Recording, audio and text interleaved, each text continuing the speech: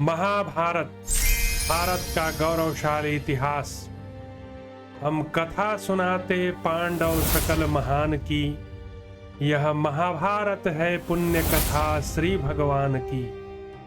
जम्बू दीपे भरतखंडे आर्यावर्ते भारतवर्षे एक नगरी है विख्यात हस्तिनापुर नाम की। यह जन्मभूमि है पांडव सकल महान की। यह महाभारत है पुण्य कथा श्री भगवान की।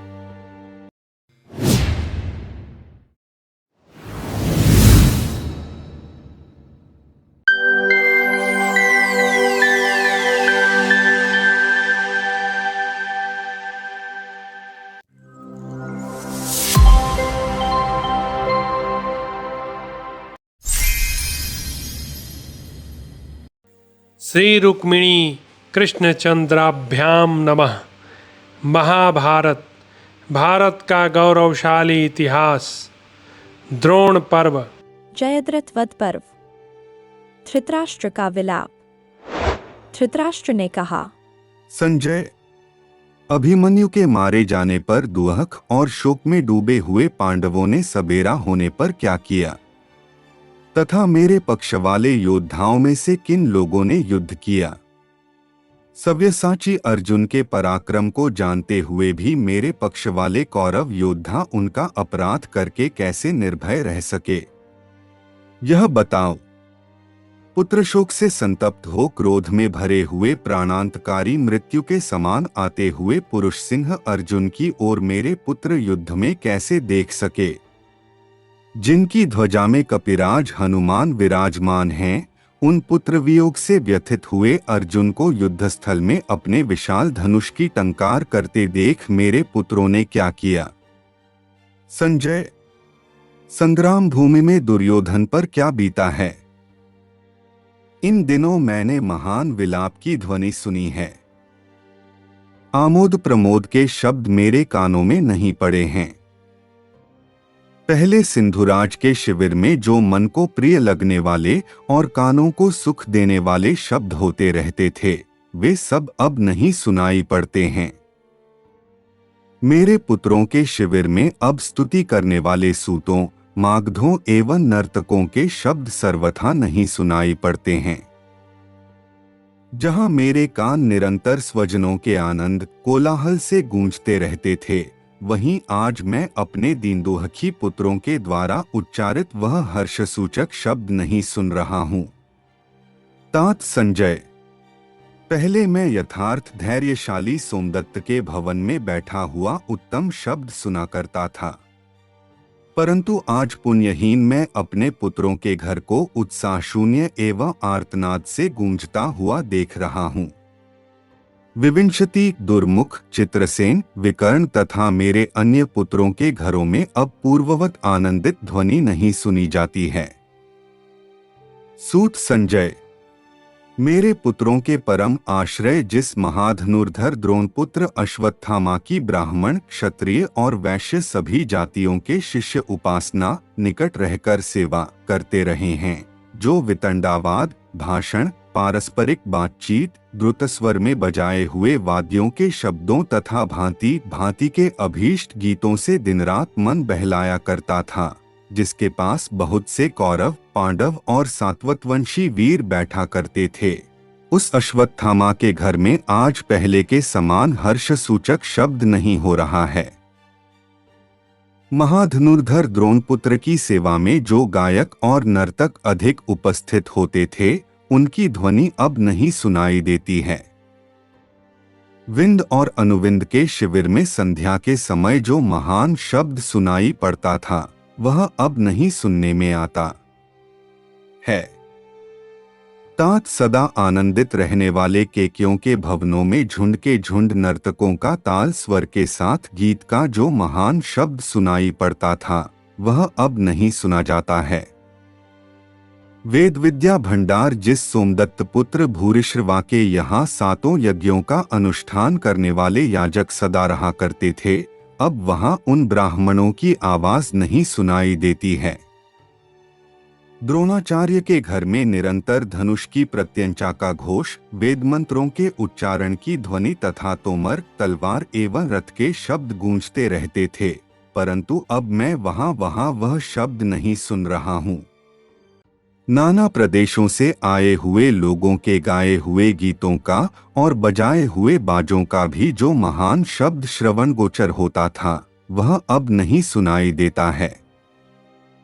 संजय, जब अपनी महिमा से कभी चुप न होने वाले भगवान जनार्दन समस्त प्राणियों पर कृपा करने के लिए शांति स्थापित करने की इच्छा लेकर उपप्लव्य से हस्तिनापुर में पधारे थे, उस समय मैंने अपने मूर्ख पुत्र दुर्योधन से इस प्रकार कहा था, बेटा, भगवान श्री कृष्ण को साधन बनाकर पांडवों के साथ संधि कर लो। मैं इसी को समयोचित कर्तव्य मानता हूं। दुर्योधन, तुम इसे टालो मत। भगवान श्री कृष्ण तुम्हारे हित की ही बात कहते हैं और स्वयं संधि के लिए याचना कर रहे हैं। ऐसी दशा में यदि तुम इनकी बात नहीं मानोगे तो युद्ध में तुम्हारी विजय नहीं होगी। परंतु उसने संपूर्ण धनुर्धरों में श्रेष्ठ भगवान श्री कृष्ण की बात मानने से इनकार कर दिया। यद्यपि वे अनुनय पूर्ण वचन बोलते थे, तथापि दुर्योधन ने अन्यायवश उन्हें नहीं माना। कर्ण, दुःशासन और खोटी बुद्धि वाले शकुनि के मत में आकर मेरे कुल का नाश करने वाले दुर्योधन ने महाबाहु श्री कृष्ण का तिरस्कार कर दिया। फिर तो काल से आकृष्ट हुए दुर्बुद्धि दुर्योधन ने मुझे छोड़कर दुशासन और कर्ण इन्हीं दोनों के मत का अनुसरण किया।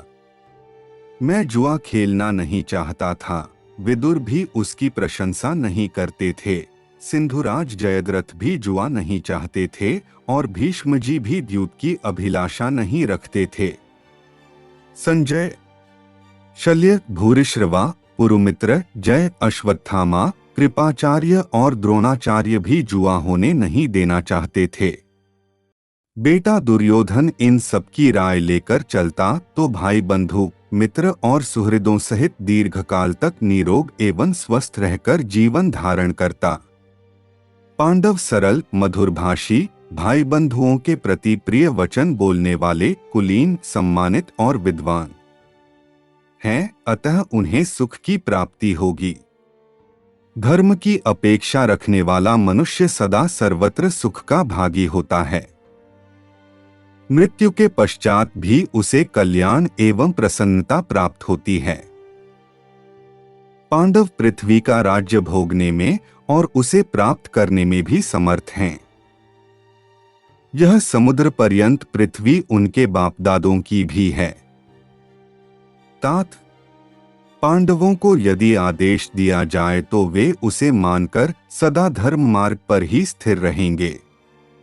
मेरे अनेक ऐसे भाई बंधु हैं जिनकी बात पांडव सुनेंगे। वत्स, शल्य, सोमदत्त, महात्मा भीष्म, द्रोणाचार्य, विकर्ण, बाहलीक, कृपाचार्य तथा अन्य जो बड़े बूढ़े महामना भरतवंशी हैं, वे यदि तुम्हारे लिए उनसे कुछ कहेंगे तो पांडव उनकी बात अवश्य मानेंगे। बेटा दुर्योधन, तुम उपर्युक्त व्यक्तियों में से किसको ऐसा मानते हो जो पांडवों के विषय में इसके विपरीत कह सके? श्री कृष्ण कभी धर्म का परित्याग नहीं कर सकते और समस्त पांडव उन्हीं के मार्ग का अनुसरण करने वाले हैं। मेरे कहने पर भी वे मेरे धर्मयुक्त वचन की अवहेलना नहीं करेंगे, क्योंकि वीर पांडव धर्मात्मा हैं। सूत, इस प्रकार विलाप करते हुए मैंने अपने पुत्र दुर्योधन से बहुत कुछ कहा, परंतु उस मूर्ख ने मेरी एक नहीं सुनी। अतः मैं समझता हूं कि कालचक्र ने पलटा खाया है। जिस पक्ष में भीमसेन, अर्जुन, वृष्णवीर सात्यकी, पांचालवीर उत्तमौजा, दुर्जय युधामन्यु, दुर्धर्ष धृष्टद्युम्न, अपराजित वीर शिखंडी, अश्मक, केक्य राजकुमार, सोमकपुत्र क्षत्रधर्मा, चेदिराज धृष्टकेतु, चेकितान, काशीराज के पुत्र अभिभू, द्रौपदी के पांचों पुत्र राजा विराट और महारथी द्रुपद हैं, जहां पुरुष सिंह नकुल, सहदेव और मंत्रदाता मधुसूदन हैं, वहां इस संसार में कौन ऐसा वीर है जो जीवित रहने की इच्छा रखकर इन वीरों के साथ कभी युद्ध करेगा? अथवा दुर्योधन, कर्ण, सुबलपुत्र शकुनी तथा चौथे दुःशासन के सिवा मैं पांचवें किसी ऐसे वीर को नहीं देखता जो दिव्यास्त्र प्रकट करने वाले मेरे इन शत्रुओं का वेग सह सके। रथ पर बैठे हुए भगवान श्री कृष्ण हाथों में बागडोर लेकर जितना सारथ्य करते हैं तथा जिनकी ओर से कवचधारी अर्जुन युद्ध करने वाले हैं, उनकी कभी पराजय नहीं हो सकती।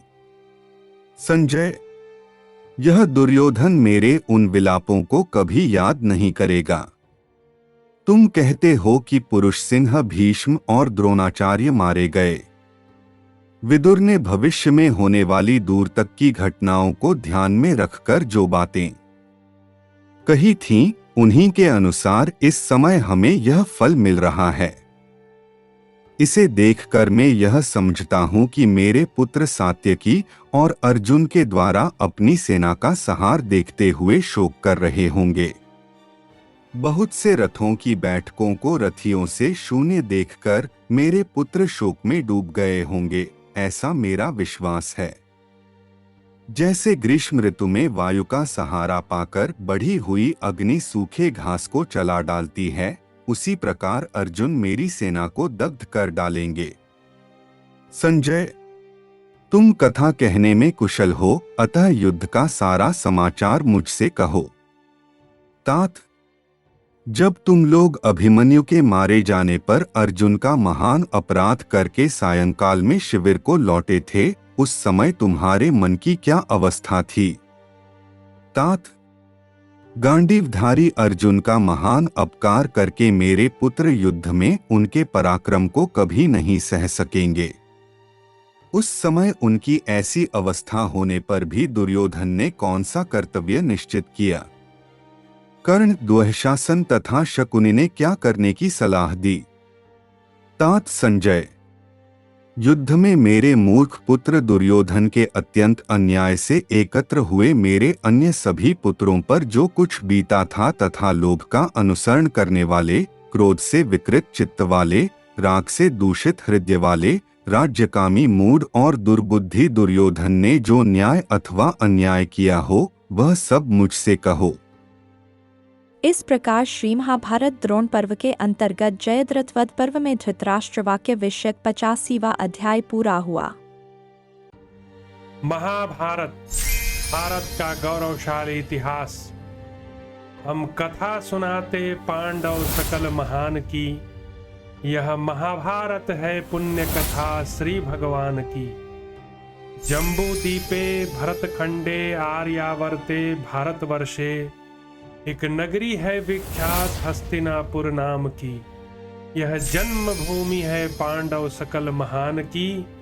यह महाभारत है पुण्य कथा श्री भगवान की।